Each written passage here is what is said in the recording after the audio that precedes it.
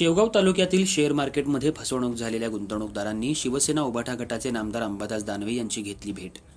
शेवगाव तालुक्यातल्या गुंतवणूकदारांनी शेअर मार्केटमध्ये गुंतवणुकलेल्या पैशासंदर्भात न्याय मिळावा म्हणून प्रमुख फरार आरोपी साईनाथ कवडे याच्याविरुद्ध कायदेशीर कारवाई करण्यात यावी, गुंतवणूकदारांचे पैसे परत मिळावेत या प्रमुख मागण्यांसाठी संभाजीनगर इथं विधान परिषदेचे विरोधी पक्षनेते अंबादास दानवे यांची प्रत्यक्ष भेट घेतली।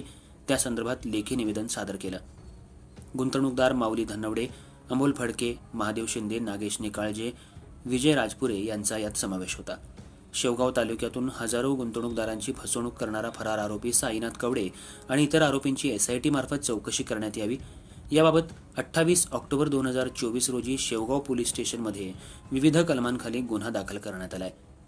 फसवणूक झालेले गुंतवणूकदार प्रतीक्षा करतायत की आरोपी आणि त्याचे सहभागी कुटुंबीय या सर्वांना शेवगावचे वरिष्ठ पोलीस अधिकारी कधी अटक करतायत, पण अद्यापपर्यंत भामटे आरोपी हे फरार असून पोलिसांना मिळून येत नाहीत। अद्यापपर्यंत पोलिसांनी त्यांना अटक का केली नाही? गुंतवणूकदारांचं खूप मोठं आर्थिक नुकसान त्यांनी केलंय। साईनाथ कवडे आणि इतर आरोपींनी शेवगाव तालुका आणि इतर तालुक्यातून अनेक व्यक्तींकडून ॲसेटिक सोल्युशन या कंपनीतून हजारो कोटी रुपयांची गुंतवणूक करून घेतली।